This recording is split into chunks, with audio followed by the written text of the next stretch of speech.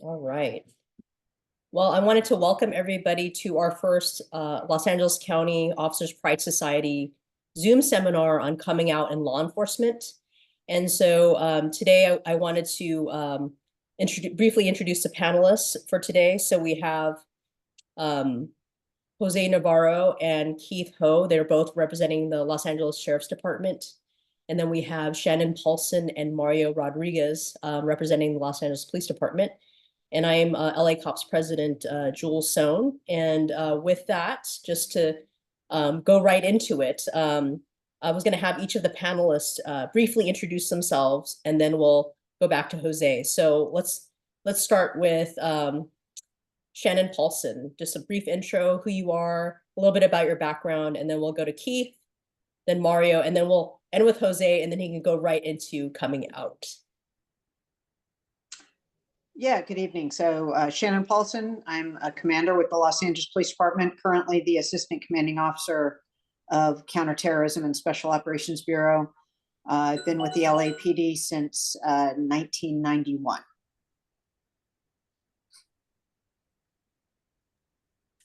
All right, go ahead, Keith.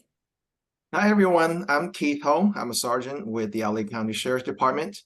And currently I am assigned to Contract Law Enforcement Bureau, where we manage all the service contracts, the 43 contract cities that we service, as well as other service contract that our department has throughout the county. And I'm really happy to be here and part of this. And as well, I'm the Vice President of LA Cops. And thank you, Jules, for pulling this together for us. All right, thank you, Keith. Mario? Hi, everyone. My name is Mario Rodriguez. My pronouns are he, him, and his. I'm currently assigned to West Traffic Division as a collision investigator training officer, where I specialize in conducting fatal investigations, DUI investigations, finding out if there's intent or no intent behind accidents. I've been with the department for about 10 years, and I am the educational director for LA Cops. Thank you for having me.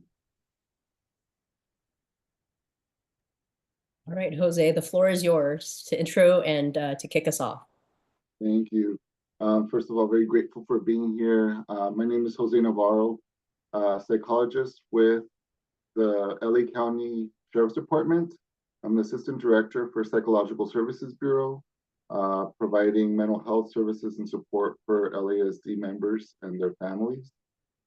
So excited to be here and to connect with everybody and provide support as we're moving forward and these groundbreaking organization to empower people to live their authentic lives. On that note, I just wanted to talk a little bit about coming out, just in general, the process, which really starts before we're born. We're born into families with a certain culture and certain environments that are influenced by media, politics, and have ideas around the LGBT community. So now we're born, we go through,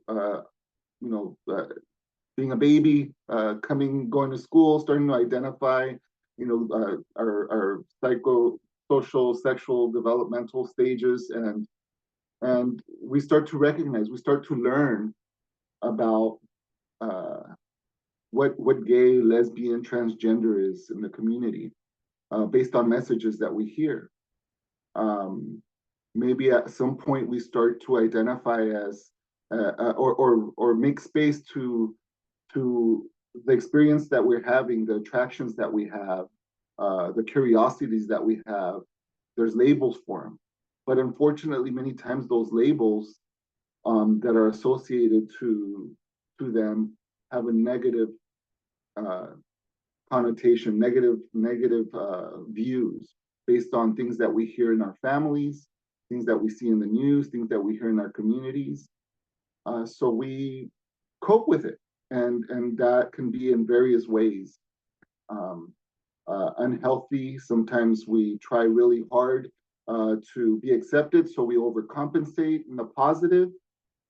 trying to fill a void, not really understanding what's going on, not really accepting ourselves, trying to fight it.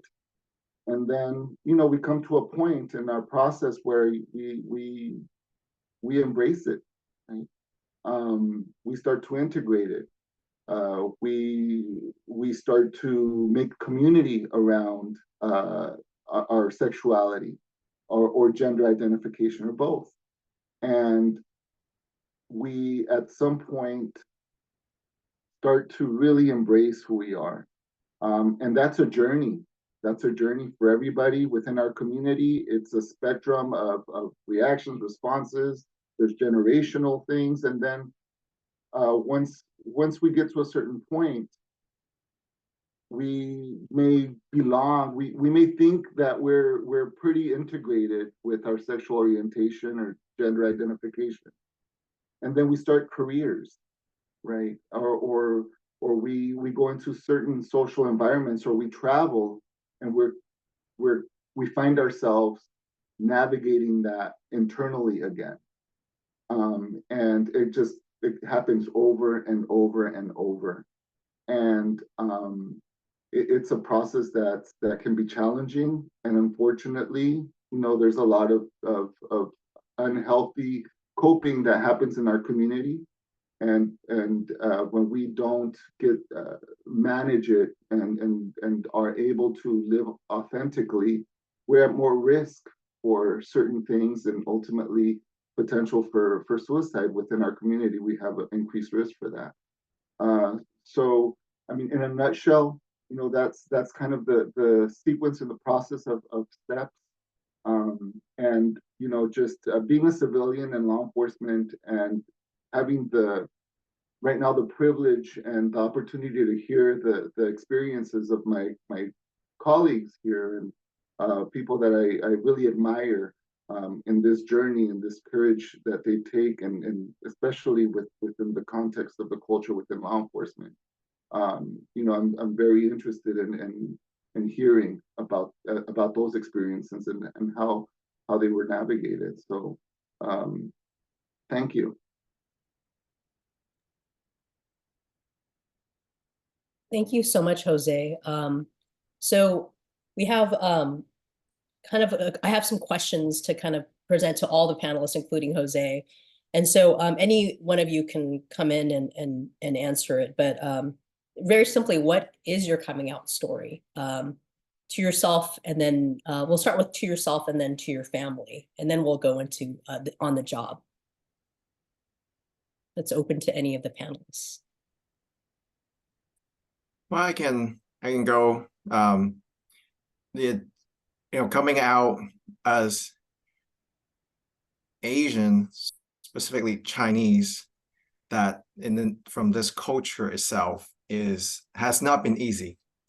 I remember when I realized or explored the ideology of, oh, I'm different, I'm gay. It took a long time. It wasn't easy, especially being the only child, right? In the Asian culture, Chinese family, being a son, being a male has to carry on the family tradition.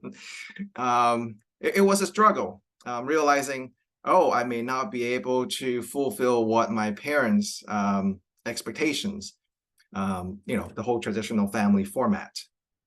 And that took quite some time. And until I started college, that's when the knowledge base started to grow, and doing more reading, doing more research, and realized that, oh, I am not alone. It is not just me.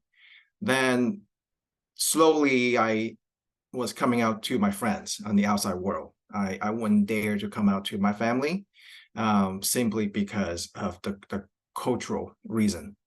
Then eventually my parents confronted me of my husband that I was dating at the time, that they start questioning, who is this person? Especially we had such a big age gap, that why does this person keep hanging around? Who is he? Especially my mom, parents always have that extra sixth sense So they sensed it and they keep pushing the issue. I said, okay, fine. If you're pushing it, I'm going to push the envelope. I'm going to open the envelope for you, then telling you I'm gay. So for the longest time, it was not talked about. We don't bring up the issue. We do not discuss that directly in front as the topic. They know it, they are aware of it. They just choose to look the other way. But with my cousins, my friends, I was completely out. I was comfortable with who I am, with my husband. And so it was a journey, especially with my parents. I have to say this journey, the pivotal point was when my husband was dying. When he was diagnosed with cancer, the final days, I think my parents finally saw the hurt that I was going through. They came around and actually they went to visit my husband at the time before he passed away. And then after that, I saw the 180-degree change difference. That's when they came around, they really embraced as who I am. Then my subsequent boyfriend, they really liked him. I was able to bring him in front of them and introduce him to my family, to my parents, and my parents accepted as who I am. And coming then work-wise, as we all know, everyone on the panel and as well as everyone in this workshop today, law enforcement is completely different. It's a very macho culture. And when I was going to school, when I decided to join law enforcement, whether it's a sworn or civilian, and that's when I really looked into, wow, it's not easy to be coming out as a gay male and coming into this profession that is very masculine. And at the time, someone who's being gay, especially a gay male, is always looked at as someone who is, the stereotype, right? Being feminine, being sissy, and I was having a hard time struggling that. But I did quite a lot of reading and research and reaching out to ones who are already in law enforcement, kind of poking the question and saying, hey, would this be an issue? And luckily at that time with the sheriff's department, it was not an issue. When I applied, I was already married to my then husband. I disclosed that on my application from day one. When the background investigator came about the house, the background investigator he said, all I want to know is how are you as a person in your personal life, and asking your neighbors, and just how you are as a person. Everything else is non-issue. So I really have to thank many like Don and others that have been on the department before I did, that really paved the road for me to make it so easy for me to be out and on the job literally from day one. So yeah, that's the brief of my journey. Thank you so much, Keith. Can you about what time frame did you come on the job with the sheriff's department? So I came on to sheriff's department in 2001. So 20 plus years ago. And I have to say, when I came on, I have to say at that period of time, it was already very progressive. Within 3 years or so, our department was actively recruiting in the LGBTQ community. Okay, great. Thank you so much for sharing your story. Definitely appreciate it. You don't realize how personal you get when you talk about coming out, and it's really about, the courage to share that. So thank you so much for doing that. I'm going to ask the same question to Shannon Paulson, and then I'll move to Mario. Shannon, so you're a part of the LAPD. Can you share a little bit about your coming out story to yourself, to your family, and then on the job? Yeah, and you'll have to excuse me. My youngest child of the four-legged furry variety keeps trying to insist on getting on the screen here. So, yeah. So personally, personal story, family story. I'm sure that the same experiences a lot of people have regarding just knowing there was something different as I was growing up, and in school and everything else, and high school and then college. Just knowing I had no interest in doing the normal dating scene that all the other girls did and everything else, and just had more fun hanging out with my platonic girlfriends at the time, most of them, of course, being from the various athletic teams that I was a member of. So finally, my self-discovery, quite frankly, was realizing I had a crush on an actress, Ashley Judd, if anybody's familiar with her, back in the late 80s. And that was kind of my epiphany moment. And I think it was assisted because I'll be honest with you, I grew up in Northern Orange County with a father who was a Marine, an only child. So it just wasn't something that was anywhere on the radar, that, you just didn't, normal people weren't gay. I mean, that's just the way it was. So it was a strange epiphany, because it wasn't anything that crossed my mind until that moment. But I think it was very much assisted by the fact that I did have very courageous out friends who were on a lot of my soccer team, my soccer team, my softball team, my basketball team. And so having that circle of friends that you knew wasn't going to turn you away, I think was huge in kind of that self-discovery moment. On the job, again, I had that very close circle of friends. And then the moment, the kind of my coming out story, I was working Rampart Division in the early 90s. I was a training officer and happened to be in the locker room discussing a dating experience with an out lesbian friend, and discussing, the normal things of, oh, well, at the end of the night, did you kiss her, and and that sort of thing. And I'm like, no, it was a first date. I wasn't sure. Would it have been, too aggressive or forward of me, and this sort of thing.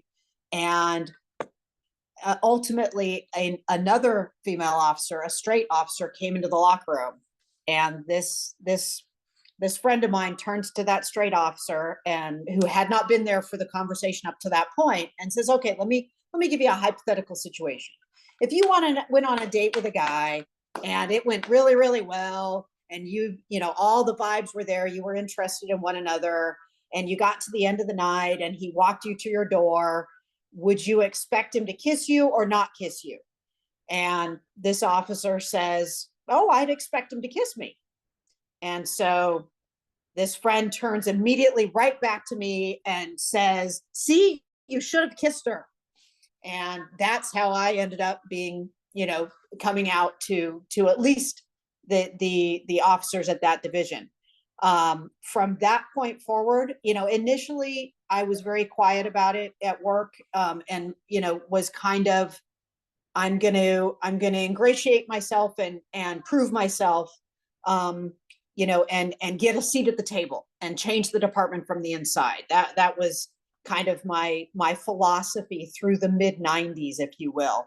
And then after making sergeant and, going, transferring to several divisions, it got to the point where I kind of, whether it was personal growth, confidence in myself, an air of greater acceptance or growing acceptance in society and in the department, I got to the point where my attitude was, I'm no longer interested in necessarily a seat at your table. I'll bring my own table. And so, I didn't thrust it in anybody's face. It wasn't something that I announced, but I didn't hesitate. I didn't play the pronoun game as much anymore. And part of that also was by that point, by 2000 specifically, I was involved in a relationship that later became my wife, and we've been together since actually December of 1999. So I think that also gave me courage, and in coming out to my family, it was actually my relationship with my wife that I felt demanded it of me. Just the respect for her required that I ensure my parents were aware of her standing in my life. And that began, first step was actually a letter I wrote to my mother. This was before the days of email, and posted to my mom. They live in Orange County. And she received that letter and had to go to a payphone down the street in order to call me, because of course this was before the advent of cellular telephones as well. So she could not make the phone call from the house with the house phone. So she journeyed down the street to the supermarket and made a call from the payphone in the supermarket parking lot to tell me she had received my letter. In the same conversation, she told me, we'll have to figure out the right time to tell your father.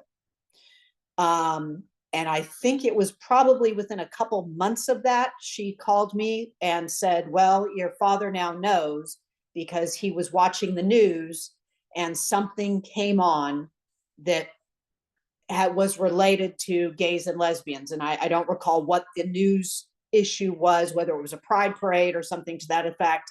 And my father made some disparaging comments, and my mother stepped up and said, well, Shannon's a lesbian. My father, Stacy and I had a commitment ceremony in 2002 because we felt the writing was on the wall that I was likely to be recalled to active duty in the military and sent overseas. My father refused to come to my commitment ceremony. And that's gotten better, but he forbade my mom to discuss it. Keith, kind of similar to your, issue. It wasn't something that was discussed. It wasn't something that was acknowledged or brought up.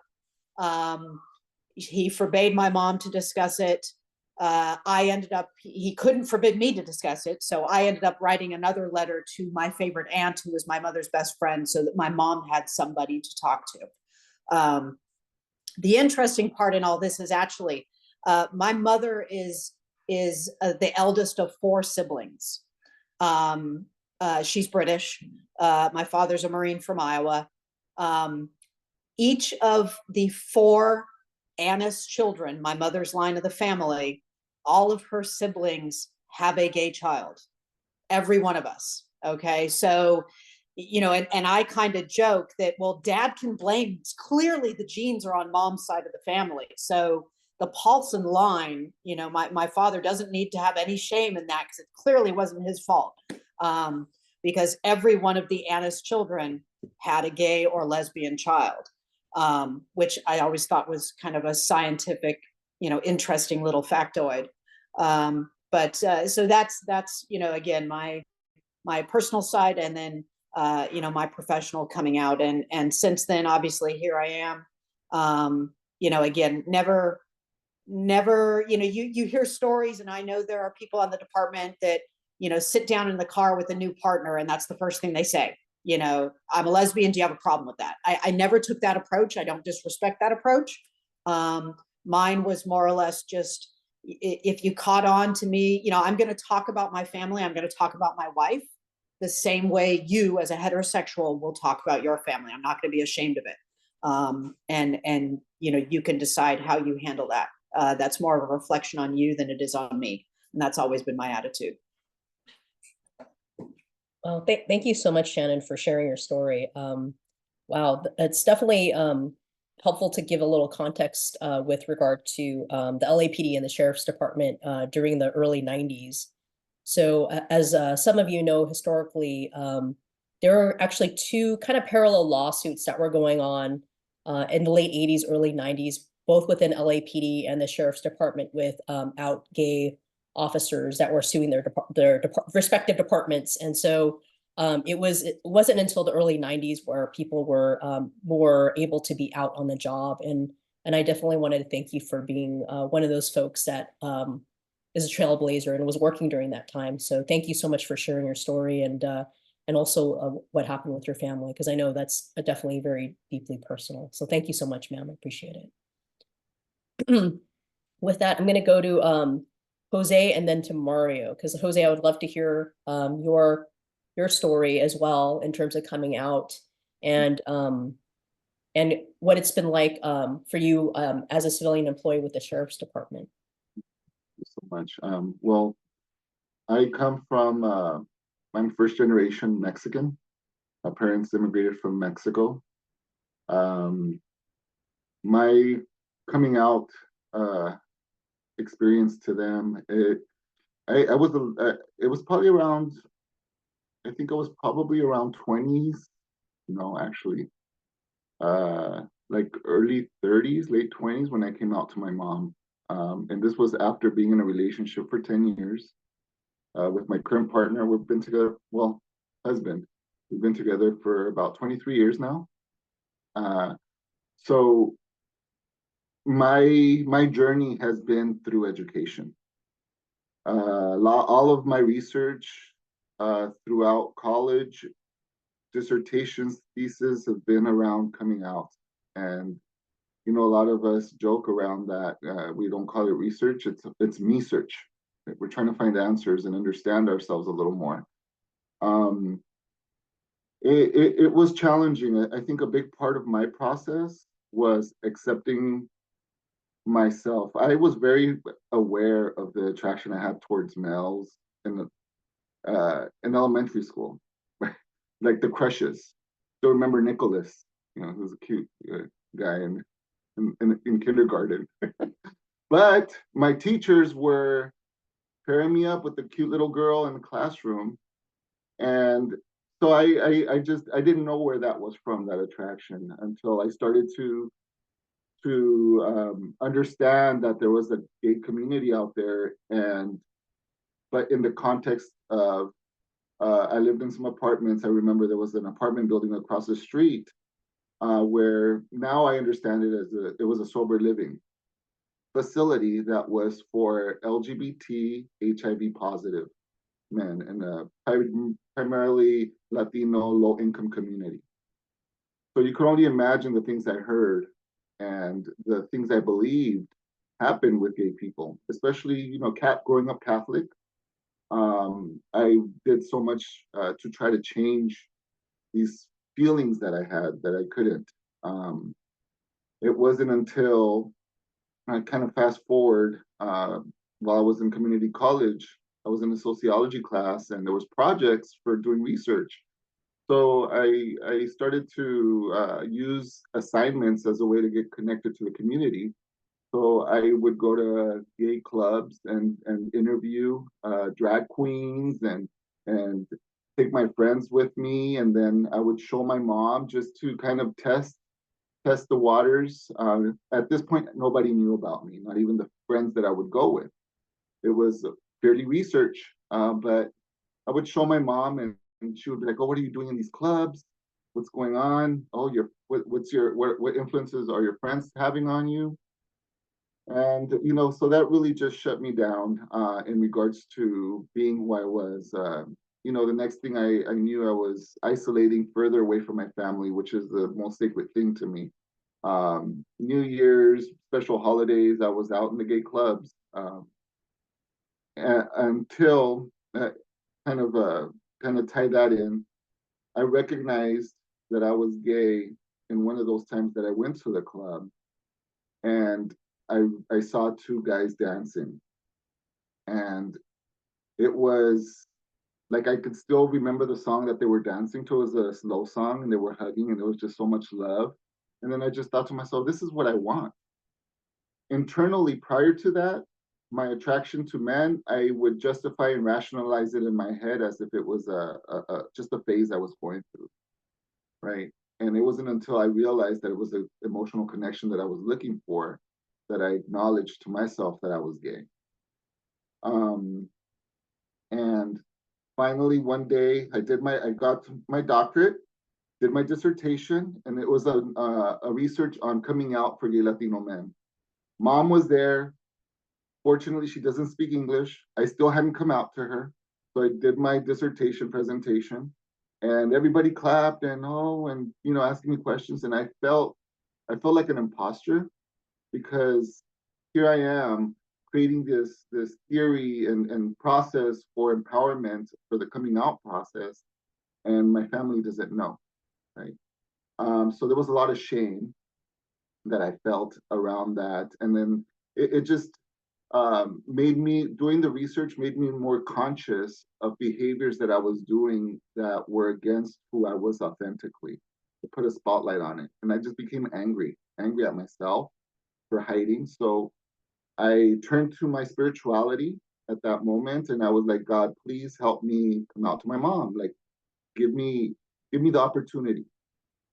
So there was one day we were driving. I went to pick her up because she was going to come with me to pick up some documents from a former employer.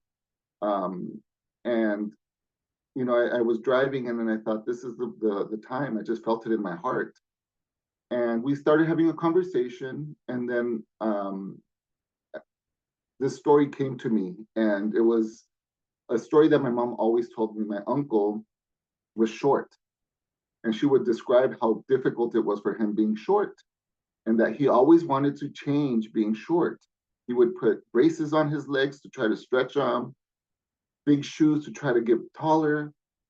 So that something just made that, it brought that story to my mind, and I started talking to my mom, and I said to her, you know, Mom, remember the times you would share that my uncle wanted to be taller and he couldn't change it? And I told her, I know what that's like. And then she was like, what do you mean? And I told her, well, I don't like girls. And I still remember the feeling. I felt like I was in an out of body experience, that I was actually saying something to her. And she said, what do you mean? I don't like girls. I've tried to change this and I can't. And then she started crying. And and I I made a commitment to myself to, regardless of what her reaction was going to be, I wasn't going to stop being her son. And this is something I learned from folks during my research. So I think that prepared me. So I wasn't going to let go of that role that was so important to me. So I continued my routine visits with her. I would ask her for the coffee that she would always make me, and she would. And then, you know, she came and she spoke to me one day, and she goes, she gave me a hug. She told me, I'm sorry, I love you. She knew I had my partner. I mean, for 10 years, she asked about him. So is Omar your partner? And I said, yeah. And she was pissed. She was like, I'm upset at you both because you guys betrayed me. You didn't share with me. And then I asked her, what did she, like, what did she think? She says, you know, I just don't want you to be hurt. The reason I didn't come out to her for so long was because the fear of rejection, the fear of not being seen as her son, or being disowned, you know, the worst case scenario, which is where our brain goes. And her concern is my safety, right? And I told her that, you know, I thanked her, and I said, you know, because of you, I I I'm strong, and I'm good. And then she had a talk with Omar, and yelled at him for lying to her. But you know, that, I think that was my story. A big part of it was just navigating the religious part, because I was very Catholic. I would go to Catholic to Bible study, and just it's interesting that was the thing that was uh, in the way of me accepting myself, but it was also the very thing that helped me get through a lot of pain.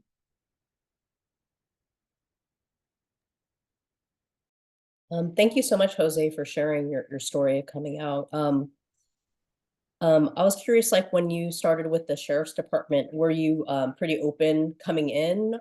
I mean, given the circumstance? Yeah, so that was a fear. I came from the Department of Mental Health.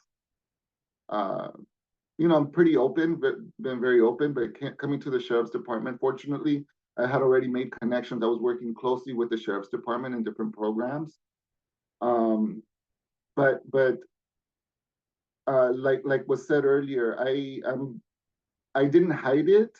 I was very open when people would ask, especially around my circle. But I did notice something. I'm very observant, and I think part of I think my purpose is within the department, is to see what I can do to help empower our LGBT community within the department. And I think being a civilian employee is giving me a little bit more of a voice for those that are having a hard time because of the role that they have, and the culture. Um, I've written articles for our Stars magazine on LGBT and coming out, and part of the committee, and I'm trying to engage the LGBT topic in any trainings that I do. I was doing, before I started my new position, I was doing part of the training cadre for the critical incident or training, CIT. And in that, we would always discuss LGBT related issues. And we're just, I feel like that's a big part of being civilian. There's a lot less pressure in that, but I do hear, and I do see, and I do observe, although there are policies in place that are supportive, I hear comments, right? Especially if they're outward facing towards community members, and maybe not having the awareness of the partners that are probably listening to this, who are in the LGBT community. I being in the role in as a psychologist within the bureau, the challenges that family members have, because family members are in the closet, and the anxiety that they have, and the helplessness that they feel when they understand that their child is is gay or lesbian or trans, and not knowing what to do with that, and not sharing this with any of their partners. And this is a parent potentially. So there's a lot. I found myself, there was a holiday party recently, and this is just to wrap it up in terms of that. It was a whole bureau that did a holiday party. It was very, I build close relationships with the people that I work around, but this was people that it was probably over 150 people, I would say. And I didn't realize, I brought my husband Omar, and as we were driving there, it hit me like, oh my gosh, there's going to be people there asking me about my wife, right? Because I get that, and I've learned to relate to it in a joking way, and it puts people, it gently puts people on blast, right? Like, they ask me, where's my wife? Oh, here she is. Come on, Omar, introduce yourself. So when I was going, I was thinking, oh wow, what is this going to be like? I got a little anxiety about having to come out over and over and over and over and over again. But it went well. I introduced my wife to several people, and they were very supportive, and I think it raised their awareness. But yeah, I think there's been a lot of progress, and I think the pioneers and that I'm listening to here, and there's still a lot to do, but I think this is a great platform to continue moving in that direction. Thank you so much, Jose. Yeah, it's definitely good to see the progress. And yeah, the act of coming out is an ongoing process for sure. So, but I definitely appreciate your insight and you being able to share your story with your mom. With that, I'm going to move to Mario. Same question, just what's your coming out story to yourself, to your family, and on the job? Sure. When I was thinking about like who I was interested in before, it was definitely at a young age. In elementary school, I was like, oh, hey, that guy's pretty handsome, right? And that guy's also pretty handsome.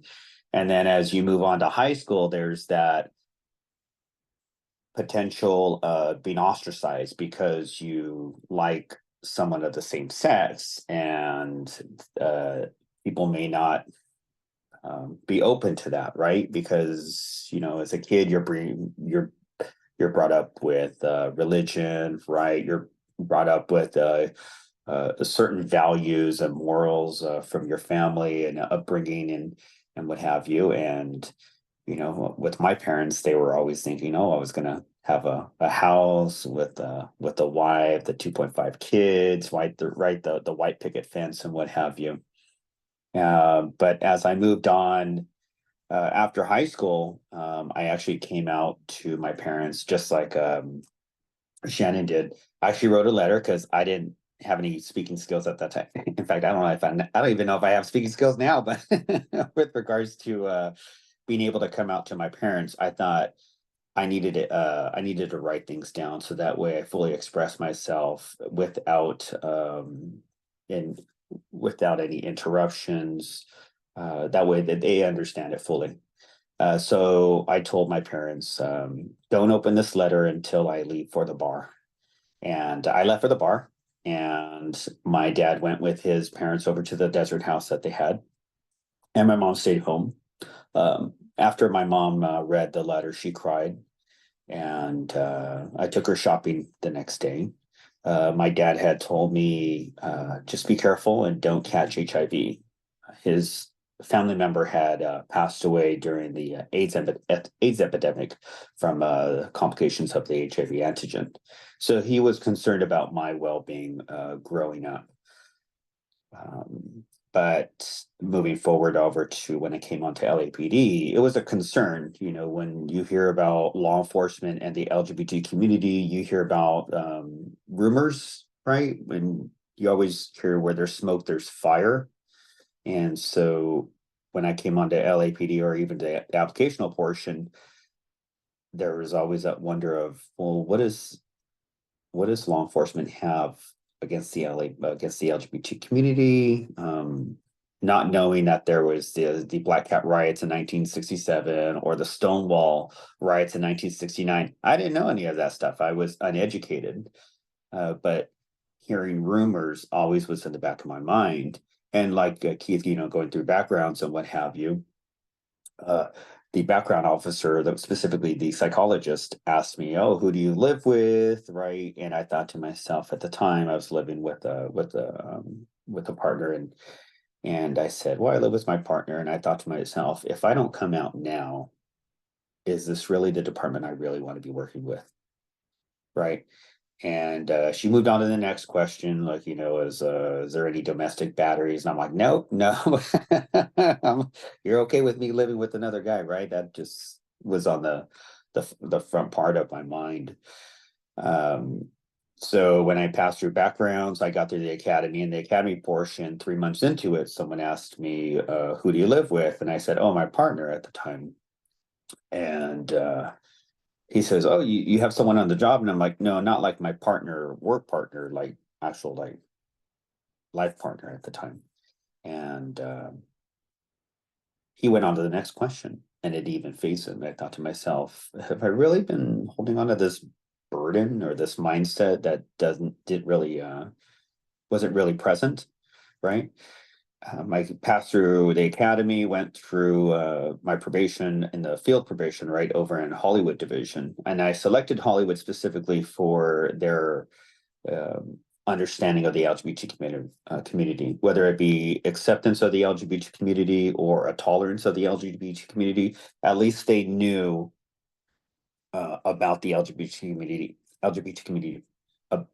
even if it was just a small interaction. Right. And I was welcomed with open arms with my field training officers, which I was happy about. There were some that kept their distance, but you know, that's with everything in life. You know, sometimes you enjoy talking football with someone. Sometimes you enjoy talking about music with someone, right? So some people, the football talkers, will talk about football and they'll hang out and what have you.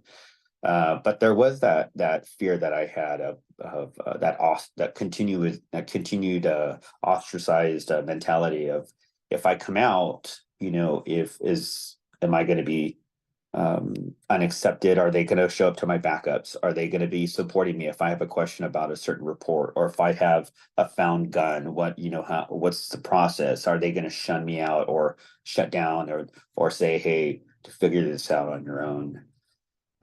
It definitely was concerning, but luckily I had enough supporters there that were present in my life in Hollywood.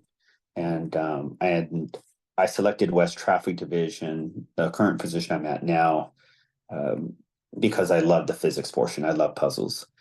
And when I went to West Traffic Division, I was asked by certain folks to be a guest speaker to the recruits, share my story, um, share my upbringing, my coming out story as far as with LAPD. Been asked to help out with training other officers and the divisions and the department with regards to LGBTQ teaching sessions, right? Teaching blocks when field training officers need to be updated. So I've enjoyed that aspect. You do still get some pushback or people who roll their eyes, but it comes with time. You know, people who have a limited sexual education tend to push back a bit, right? But that's why being present visually, right, is definitely important, right? You do have those pioneers that came forward, and that is extremely important. They laid the foundation, but it's also important for me to continue making sure that those potholes are covered up, right? You want to make sure that those roadways are still stayed paved, right? That there's no one's digging them up, trying to break them down, right? So thank you so much, Mario, for sharing your story. And also, can you give context for when you entered the department to just kind of, there was an intention for the panelists. So what year did you come on the job? For sure, for sure. I came on in 2013 at age 34, yes. Yeah, so we actually have a really good spread of like folks. So, you know, you have Shannon who came on in the 90s and then or at the time, and then you have Keith who was in the early 2000s, and then so you kind of see the progression with the panelists. And so I just wanted to thank you for sharing your story. And yes, I did rope Mario into a couple of different projects for teaching folks. And this goes perfectly into segueing into a couple of follow-up questions. And then if anybody has any questions they want to ask the panelists, you can put your question in the chat. But this is kind of a two-part question. So the first one is, and this can go to anybody. Number one is just, should a person come out on the job? And the second part is, does visibility matter? Because both the questions are related. So if anybody wants to answer that, I just kind of wanted to throw it out there. Should people, does it matter that people come out on the job? Is visibility important?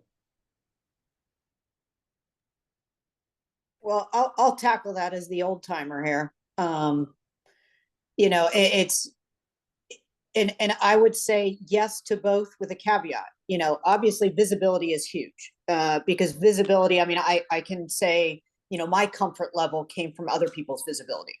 You know, to know that others are out and they're doing okay, and you see their acceptance to whatever degree that acceptance exists, you know, and providing that comfort zone or that landing zone for others is huge.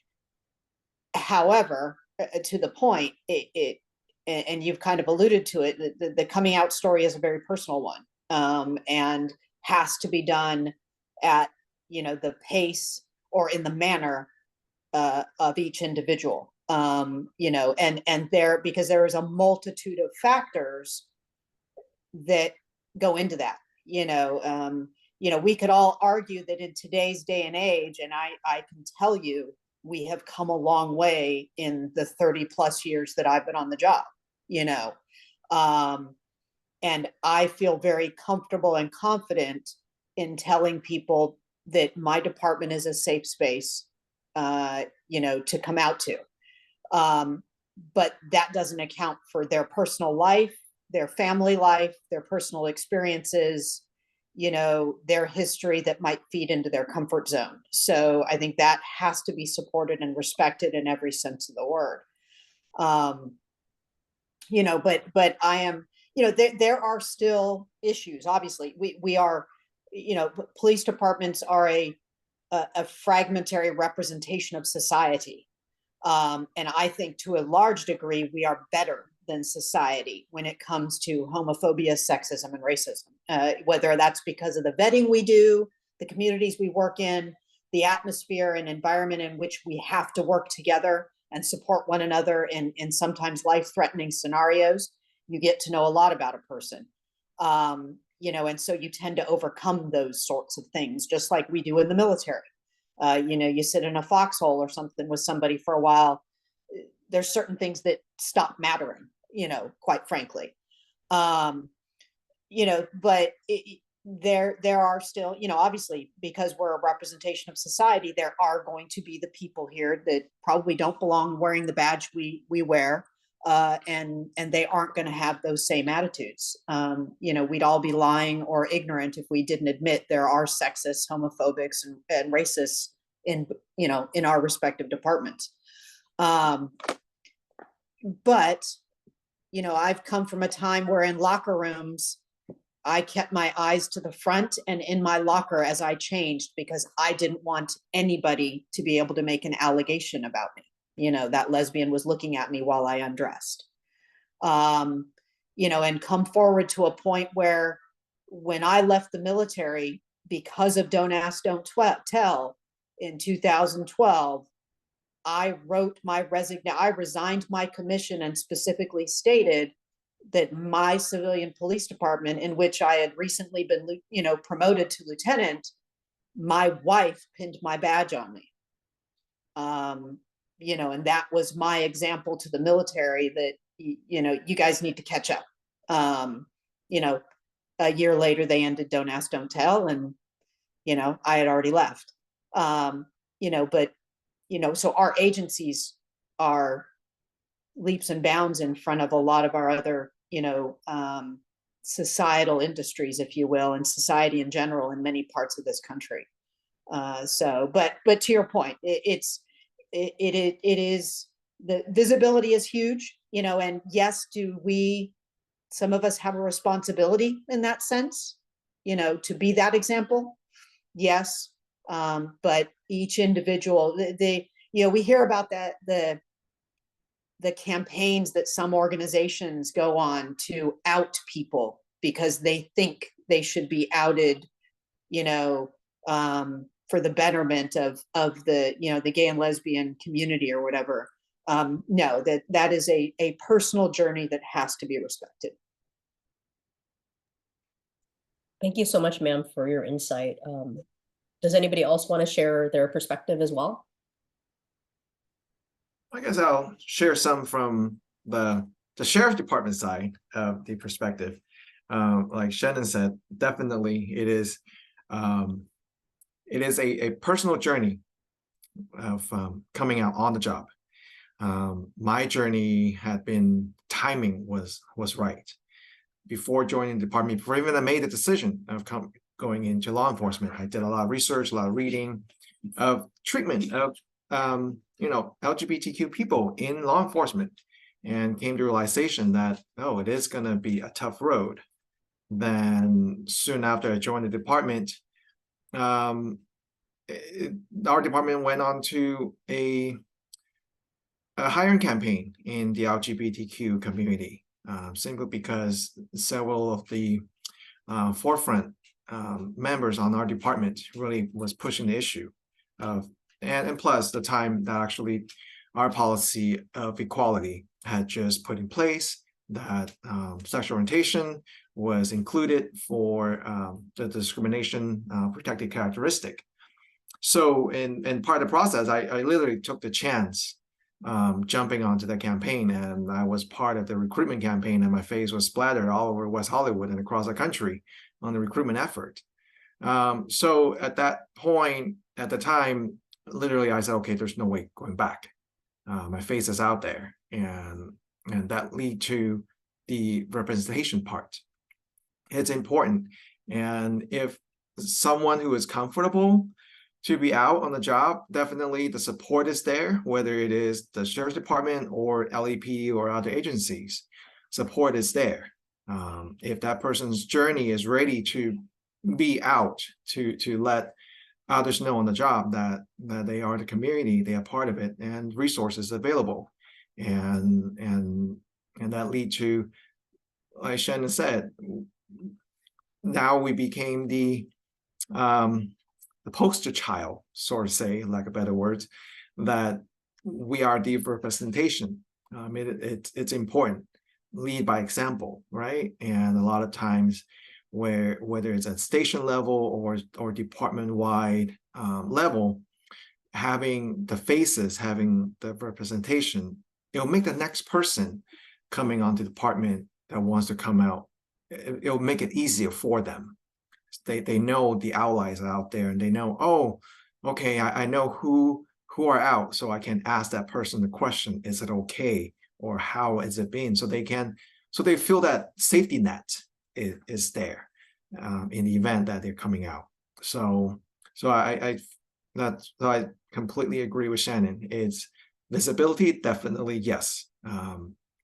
That makes it the next person comfortable being out, and so we can expand our network as well on the department and support network, whether it is of the journey itself or giving advice on the career as well. That will make us stronger. Thank you so much, Keith. That was very insightful too, in terms of just like the visibility campaign and the recruitment through the sheriff's department. So thank you for sharing that. Mario or Jose, do you wanted to add anything with regard to that? I think Jose, you look like you had a thought. I had a thought. So definitely, just I concur with what's being said. I guess if I was to give advice for somebody that's figuring that out for themselves, I would encourage them to have their community, to know, to rebuild relationships, to have the connections. Unfortunately, in a very subtle way, we tend to have a barrier between us and people around us because we're protecting ourselves, right? And this can be very subconscious, at a subconscious and level. So just having some awareness of that, and being intentional with getting to know people, connecting with people, giving them the opportunity to know you, not necessarily like telling you to come out, but just building these relationships that are a little deeper. Finding the LGBT folks within your organization and connecting with them, and having a community around you that supports you, that sees you. And I think that having that groundwork, and then when you're ready to come out, if there are situations that are unpleasant, you have your people to go to, you have your people to support you, and not have to do it so alone. All right, thank you so much, Jose. Mario, did you have anything to add or to? Yeah, I think definitely what Jose had mentioned, right? Having that community around you, whether it be family or friends, extended family, people who affirm that you're worthy of love and that you're valuable, whether it be even on the department or off the department. It's definitely important to have those available people to turn to. Because if you tell that one person on the department and it may not go in the direction, and they may end up shunning you away because they're fully aware, right? And by being ignorant to certain topics, right, it gets us in fear, right? We fear what we don't know. And if you're making contact with that person, they may end up coming around and apologizing, right? But at first, if you feel like they've shunned you out, you want those people to rely on, to lean on. It's extremely important. If you are confident and ready, you're going to be pulled aside by Jules and said, "Hey, I have this person that needs mentoring," and I say, "Sure," and then I'm like, "Just give him my phone number," and you're like, "I already did give him your phone number." So, and in certain situations, it like it's mentioned before, it depends on each person if they are ready, because once you're out, once you've exposed yourself, it's not like there's negative responses, but you start getting asked those questions. Hey, I have a friend that, or what would you consider this? What's the best practice for this? And you've put yourself out there. You're almost becoming a subject matter expert. And if you're going to be putting yourself out there, these are the questions that are going to be asked, because the reality is it's not talked about. It's not talked about. And if you're going to put yourself out there, expect questions. Thank you so much, Mario. I definitely appreciate you being a voluntold sometimes to help out with mentoring folks.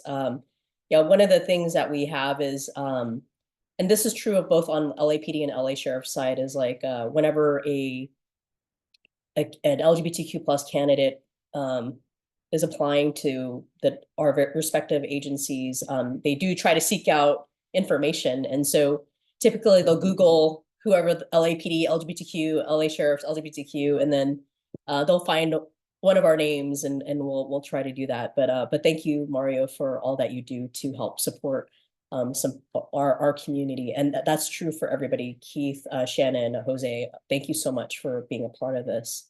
I was gonna bring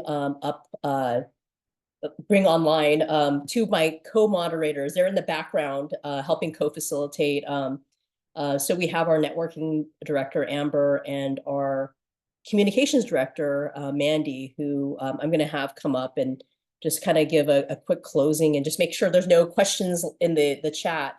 But I'll bring them up so that you can see some other folks within the LACOPS board. So Mandy and Amber. Hi, Amber. I'm your networking director for LACOPS. And then Mandy. Mandy, I'm the communications director. My dog really wanted to enjoy the seminar as well. And I just wanted to thank, Jules for facilitating this Zoom, all the speakers. You guys have been amazing. I understand how, having the figurative Zoom spotlight on you can be a very vulnerable position. I tend to get tongue-tied when put in these situations. So thank you guys for speaking about your just coming out. Yeah.